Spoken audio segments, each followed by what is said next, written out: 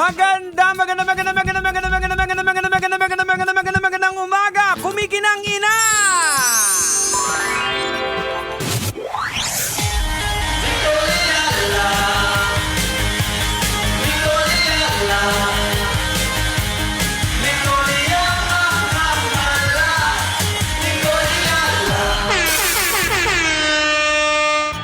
Ano na? Panira talaga yung trabaho sa chismisan. Ay nako! Bakit ba, alam mo, sana talaga dumating isang araw na Ano? gigising tayo, Na? mayaman na tayo kasi sasabihin sa atin ng mga magulang natin. Ito yung mga, minsan mga intrusive thoughts ko, Jex, mga naiisip talaga ko talaga na isang araw sasabihan ako ng nanay ko, anak, meron akong sasabihin sa'yo. Tapos sasabihin ko sa kanya, ano po yun? Mayaman talaga tayo. Meron talaga tayong generational wealth. Gusto ko lang na wag kayong magpakatamad kaya inalaw ko kayong maging mahirap. Gusto ko ganun. Alam mo, ako may ganyan din akong isip dati. Diba? Sa akin naman iba, na ampun ka lang talaga yung mga magulang mo, Ay, mga mayaman. mayaman. Grabe, Jex. Hirap na hirap na talaga tayo sa buhay. Ganito na talaga tayo mag-isip. Oh. Diba? Para mga ganon. Isa pang intrusive thoughts ko minsan. Ito yung, nasabi ko na ata to, pero i-mention ko lang ulit, just in case. Aha. Ito yung isa sa mga naiisip ko talaga minsan. 22 years na ako sa radyo, 22 years na yung tambalan, di ba? So, minsan may mga naiisip ako ng ganitong mga moments eh. What if merong tambalanista na super yaman? Tapos, yung mga last few days niya on earth, alam mo yun, yung mga last few months, kung yung tambalan nagpasaya sa kanya. oo, correct. Parang baka yung tambalan yung nagtawid ng buhay niya, kaya na-extend pa ng 6 months, mga ganun. Tapos, itong tambalanisang to, super yaman. Tapos, ito yung mga na-imagine ko talaga. Tapos, sa sobrang yaman niya, hindi na need ng mga anak niya ng kayamanan pa kasi may mga share na sila. So ngayon, nandun na siya sa kanyang deathbed. Or bago pa siya makarating sa deathbed. Nasa last will Nasa last will na niya yung bigyan ng si Nicole Ayala. Kapag ka meron pong may balak na ganyan, sasabihin ko po kung ano pong real name ko. Actually, nasa Google naman. Kasi baka hindi valid sa last will and testament kung halimbawa ang nakalagay doon Nicole Ayala, 'di ba? Yan yung mga minsan naiisip ko pagka ayoko magtrabaho tapos gusto ko na lang na sana bumangon na lang ako mayaman. Yan yung mga naiisip ko talaga, totoo talaga, valid talaga. Iniisip ko na, what if may sobrang yaman na tambalanista na maaring noon pa siya tambalanista or recent lang. Tapos neto lang na-discover. Tapos yung mga anak niya hindi na kailangan ng mga yaman, ganyan. Tapos lagi na niya naririnig sa radyo na pagkain lang sapat na para dun sa tambalan, di ba? Hindi imposible yan, diba? Posible yan kasi ako meron akong nalaman na kwento din na dati siyang caretaker Ayan, ng totoo. isang mayaman na mag-asawa. Correct, so siya correct. nag-aalaga. Correct. Tapos nung namatay ito, nawala itong dalawang mag-asawa na ito, walang nag-claim tapos ipinamana doon sa Diba? caretaker. Yun ang mga naiisip ko. So yung caretaker naka-fortune. Correct! Malaking magandang bahay. Walang pakialam kung may rollback o increase ng presyo ng diesel, di ba? Saka wala talagang may nag-claim na any family. Tingnan mo. Yan yung so posible? Diba? Hindi imposible. Kasi parang imposible na yung, mas imposible na isip natin na meron pala talaga tayong generational wealth. Kasi kung meron talaga tayong mga wealth na pinamana, siguro naman hindi naman ipagdadamot sa atin, di ba? Wala. Ang naipamana lang sa atin na yung itsura natin, may mga sakit na naipamana. Generational wealth o yung kayamanan mula sa aming mga henerasyon, wali. Wow. Parang mas posible pa yung merong matandang tambalanista na malapit ng mamatay na padadalan tayo ng notice na a-attend tayo ng hearing para sa last will and testament. Ako nung bata ako, parang talagang iniisip ko yung pag namatay tong lola ko, baka may pamana sa akin totoo. na, Di ba na may mga ganun? powers, Correct. may mga baston ba dyan na may mga virtud. Uy, pero alam mo, meron akong kakilala na totoong may pinamana sa kanya na yung lola, pero kasi mga nanggagamot sila. So, ang pinamana, meron talagang pinamanang ako, bartod ba? Basta parang bato na yung niluwa. Oo, totoo talaga, literal. Tapos basta, ewan ko kung, kasi nag-iinom kami nung time na yun eh. So hindi tayo sure kung habang nag-iinom tama ang usapan. Pero may mga gano'n na pamapamana. Pero may tama na. Medyo may konting tama. So Hindi natin alam kung kwentong lasing lang ite, di ba? Oy, Wala batiin lang. ko lang pala si Sir James Vargas, yung driver namin ni Uy. Lala. Kasi talagang tinurbo niya para makarating ako. Galing po Uy. kami nga Muntinlupa. Salamat, Sir James Vargas. Sir James, maraming salamat. Salamat. Kung hindi dahil sa'yo, hindi Oo. nakarating dito si Diego Bandido at si Lala Banderas ng maayos at mabilis. Yes, Diba? oo. Shout out po sa lahat ng mga tsuper. May rollback today, ha? Ay, ganun ba? Oo, may rollback. Parang manhid na ako. Alam mo, yun yung masaklap ng katotohanan, no minsan tinatanggap na lang talaga natin. Oo. Hindi, ganyan din siguro talaga yung resilience ng mga Pilipino. Na kapag ka may dumadaan ng mga pagsubok ng mga challenges, oo, magrereklamo, oo, aaray, pero eventually mag-a-adjust. Pero hindi naman ibig sabihin na porke resilient yung mga Pilipino, hindi na, wala nang gagawin. Correct. Tinanong ko nga kanina Oo. si Sir James. Sir James, kamusta na ngayon yung biyahe? Oo, Sabi bilang niya, tsuper siya. medyo okay na rin din kasi may rollback pero medyo mahirap pa rin din. So kumbaga kung sa kainitan ng pagtaas ng petrolyo, Oo. 'di ba? Kahit pa paano kumalma tayo. Kumalma tayo Yan. Kasi nga nagsiset in na ulit yung nag-a-adjust tayo. Oo. Yun lang yung masaklap na parang hanggang kailan po mag-a-adjust yung mga Pilipino. Baka naman po. Ayan. Hanggang dun lang. So kanino mo? Ay, hindi, hanggang dun lang. Next topic Hindi, na. Nicole. Yun ang kailangan namin malaman. Ayoko. Alam niyo na kung sino dapat. Hindi kasi yun yung minsan na at hindi ito national level. Minsan sa relationship level. Tama. Tingnan mo, 'di ba? Nag-a-adjust ka na lang kahit alam mong red flag talaga siya. Nag-a-adjust ka na lang kasi nakasanayan mo na lang. Pero sa totoo lang, mali na yung treatment sa Hindi na tama, 'di ba? Nag-a-adjust ka na lang. May kailangan gawin Ito hindi magandang state na mararamdaman yung hopelessness kasi wala naman. Sige, Oo, tanggapin ito na ko lang. Oo. Siya na lang yung pwede magmahal sa akin. Oo. Or ito na yun talaga. O parang national level, balik tayo. Ito na yung bansa natin, tanggapin na lang natin. Hanggang Tapos? kailan? Hindi, hanggang kailan lang. Hanggang dun lang. Yung comment ko because I love my life. Diba? Choose your battles, Alam mo, Nicole Yala. kung sino na naman nag-step up yung yung Aktivista. aktivista na Nicole Yala. Yung aktivista Bigla Nicole na naman Yala. nagsalita. Oo, tapos may nanghila sa kanya. Alam mo kung sino nanghila? Sino? Yung nanay na Nicole Yala na nagsasabing, Ayan ka na. kalma lang. May mga anak kang kailangan protektahan. Pag nategi ka, kakadaldal mo dyan, patay tayo dyan. Diba? Pero totoo yun. Sometimes, tinitiis na lang natin ang maraming mga bagay just because nakasanayan na lang natin. Sanay na lang tayo sa, di ba, parang, ay naku, bakit ako bumabalik sa national level ulit? Ayan.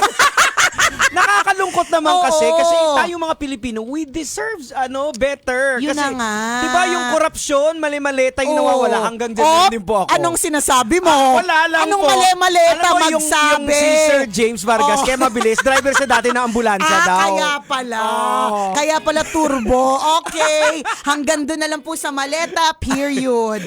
Ay, nako. Pero totoo, kasi alam mo, ang ganda ng Pilipinas.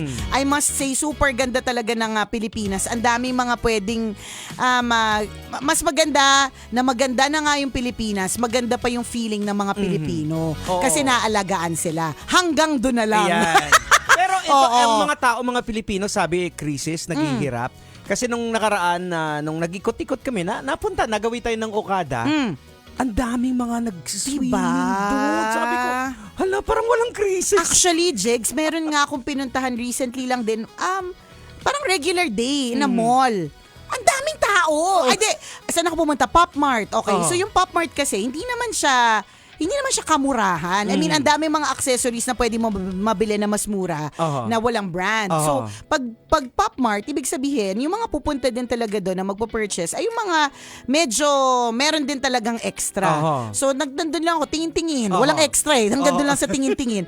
Pero, makikita mo doon sa, kasi iba yung tingin-tingin sa makikita mo doon sa counter na marami nakapila kasi magpo-purchase. Nung time na nandun ako, ang haba ng pila, tapos mga box, sabi ko, ay, parang hindi crazy sa Pilipinas. Ay, eto na lang. Di ba nung pumunta tayo sa Mayet de la Rosa? Ay, oo. Di ba? Correct Grabe yung ka. mga bumibili ng Oo, alahas. daming bumibili. Congratulations. Alam mo ba, ang Mayat de la Rosa Fine Jewelry ay nanalo ng Best Booth Wow. sa recently concluded the franchise sa Asia Expo. Eh. Sa non-food category, Best Booth ang Mayat de la Rosa Fine Jewelry. Totoo, yun na lang. Oo, Di ba maiisip sabi mo, mo, hindi nila in-expect kasi Oo. konti lang yung tao na Correct. may bibili doon. Kasi franchise na naman ang binibenta doon. Oo. Ang ending, ang daming bumili ng ginto at ng diamonds. Ay, grabe. Di ba? Oo. In fairness, sa mga Pilipino, saan po ba yung mga natatago niyong yaman? Pakishare naman po. Meron po ba kayo dyan generational wealth na hindi namin alam? Oo. O meron kayong matandang tambalanisang madaling mamatay na pwedeng pwedeng Bulungan makilala niyo po. na. Na pwede nang makilala at pwede na pong bulungan. Oo. Pero siguro I guess gano'n na lang eh. Parang kung halimbawa wala ka nang magawa sa isang bagay, adjust ka sa ibang bagay. I guess ganun yung mga Pilipino. Oo. Ganun yung resilience sa mga Pilipino. Okay, so wala na akong magagawa dun sa aspetong national level na hanggang dito lang yung kaya nilang gawin. Alam nga namang dun lang ako dumepende. Oo. So gagawa ako ng sariling paraan para kumita. Diskarte din naman talaga yung In mga Pilipino. fairness. Kasi ako nakita ko din yun nung Sunday. Dito naman sa Soy Sing naman. Na event. Oo, sa Oo. ACS. Hi, ACS family. Oo, salamat ACS. Salamat. May mga tao doon na yung alam mo makakapagtayo ka ng mini sari-sari store Sa kasi dami ng ang daming binili. libre. Correct. Hindi binili yung mga libre. Talaga doon sa mga booth. Oo. Nakakapuno ng malalaking bag. Correct. Oh, Pwede diba? ka tumayo talaga na, Hindi, no? tsaka kung suising event, ibig sabihin for din to, di ba? For mga nagbebenta. Yes, oo. Ang haba ng pila nakita ko sa video mo. Sobra, So oo. alam mo, ganun yung mga Pilipino. Oo. Resilient, nag-adjust to the times, lumalaban. Oo. So kung ikaw ay ganyan, parang feeling mo, wala na, end na to. Hindi. Oo. Ang mga Pilipino, ipakita po natin mga kabisyon, ang mga Pilipino ay marunong lumaban. Di ba? Sabi Hindi nga- tayo nag-give up. Sabi nga naman nakausap natin mga negosyante, 'di ba? Pag may krisis, ibig sabihin may magandang epekto din sa ilang negosyo. In fact, may ganun din Oo. naman. Hindi naman sila masaya sa krisis, Oo. pero alam mo yun na meron din magandang epekto sa kanila. Tama. Hindi ang magandang epekto, tumitibay din tayo. Correct! Ako po si Diego Bandido. At ako po si Nicole Yala. Kailangan pa bang i-memorize yan? Basic! This portion was brought to you. Ganon. Oo. Tumitibay din talaga tayo. Oo. Pinapatibay na lang din tayo. Totoo yan eh. Kasi Sanay na kasi din tayo. Parang- Ko, nasa DNA na rin din Yun na, na nga. di ba? Dumaan tayo sa comfort women, Oo, di ba? yun na nga. Yun nga, kaya nga yung sinasabi ko na, okay, nasanay na lang tayo sa hirap. Nasanay na lang tayong nadadaya. Oo. Ay, hindi, nasanay lang tayo sa hirap. Oh, mga inju Oo, tayo, di ba? Mga nasanay tayong aliping sa gigilid. Oo, yan. Ganyan. Pero sana dumating din yung point na hindi na tayo yung kinasanayan na lang. Oo. Yung parang hindi tayo comfort women, pero we're going to be comfortable. Yes, oo. Ganon. Yung parang yung mga pinagdaanan natin mula sa mga ninuno natin. Sana kahit papaano, dahil pinagdaanan natin mahirap, maayos na dapat yung Sa buhay atin, natin. Kasi diba? yung naghirap yung mga ninuno natin. Correct. Sila na yung nag-umpisa. Oo. Tapos, eventually, yun. Parang nangyayari, ganun pa rin. Bakit? Anong sinasabi mo? Wala, sabi ko magpahinga na tayo. Oy, live pala tayo sa YouTube, Oy, live tayo sa Oo. YouTube. Ayan, sa Maraming mga- salamat. Sa mga nasa YouTube dyan, hello po sa inyo. Hello and shout out to you all. Thank you Ayan. very much sa pagtutok sa amin. Shout out lang tayo si Rika Maykang. Hello po, shout out po from Banga, South Cotabato. Ayan. Thank you Adelantar po. family, hello. Salamat po ng marami po sa inyo. Thank you mga kabisyo. Sabi pa ni Earl, PS, sana ma-experience ng Pilipino na makapag-travel para malaman natin gaano tayo ka-deprive. Ay. Pero alam mo, pag nakabasa ka rin naman ng mga makabasa ka rin ng mga posts or captions ng mga foreigners, kung gaano naman din sila gandang-ganda sa Yes, Pilipinas, oo. mapaproud ka din talaga eh. Madami talagang mga nade-deprive talaga tayo sa maraming bagay. Oo.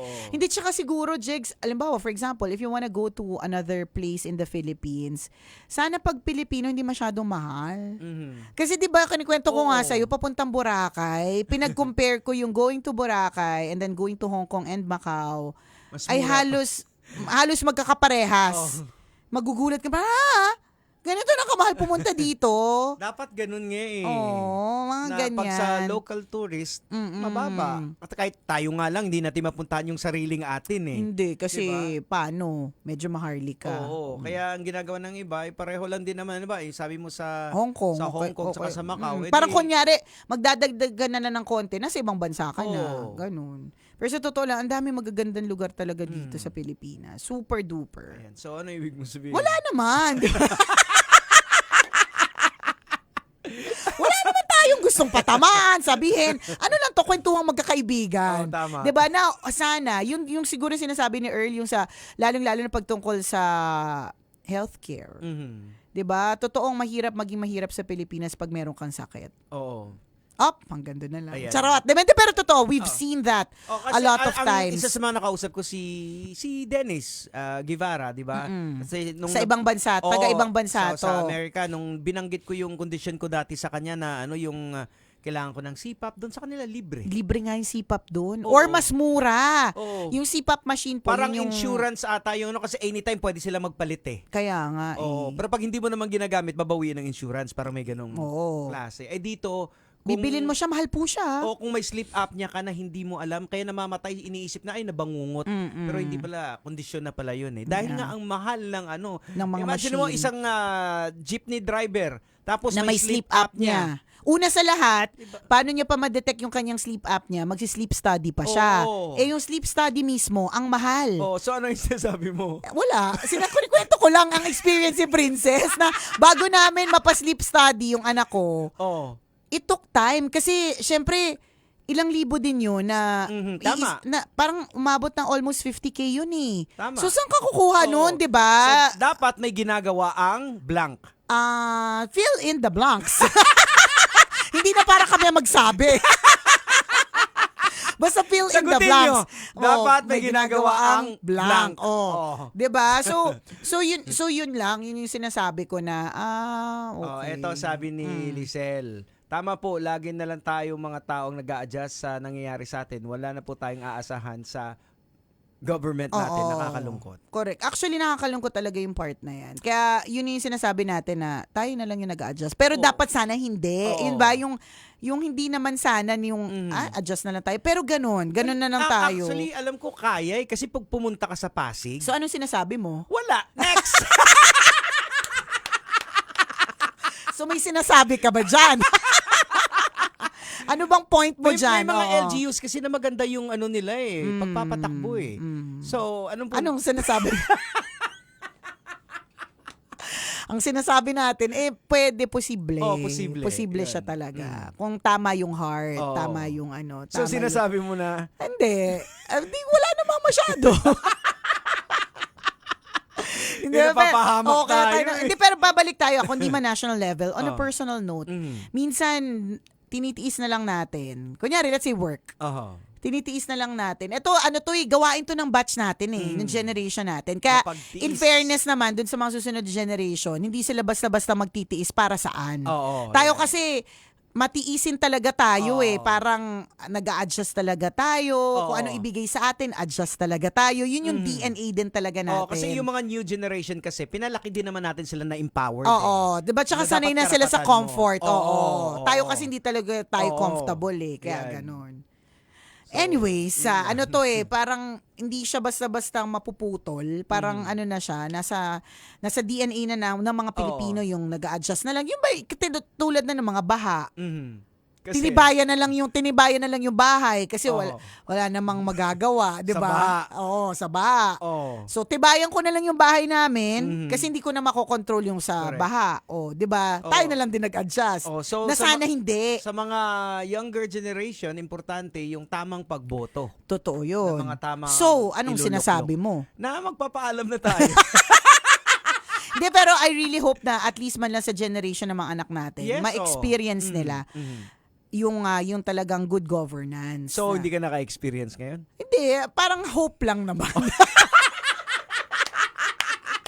Okay, exit na. Baka kung saan pa mapunta. Kasi pinipilit namin ni Diego maging mabait. Oo. Pinipilit namin mag-filter.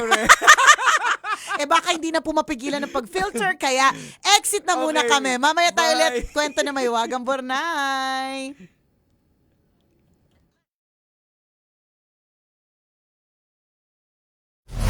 Metro's